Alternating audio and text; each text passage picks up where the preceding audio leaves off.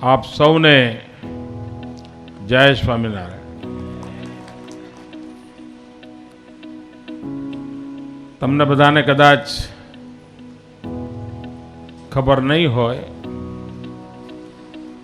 પણ મારે દિલ્હી છોડીને ગુજરાત આવવું પડ્યું હતું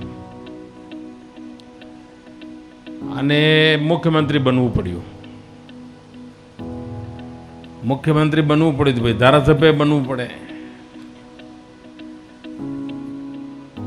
અને ધારાસભ્ય બનવા માટે મને રાજકોટે આશીર્વાદ આપ્યા સૌથી પહેલા. પણ હું ફોર્મ ભરવા જતા પહેલા ગુરુકુળમાં ગયો, ત્યાં આશીર્વાદ લીધા. સૌ સંતોના આશીર્વાદ પછી મેં આ નવા કામની શરૂઆત કરી, અને સંતોના આશીર્વાદની તાકાત એવી છે કે હજુ સુધી કોઈ ભૂલ નથી કરી, ખોટું નથી કર્યું.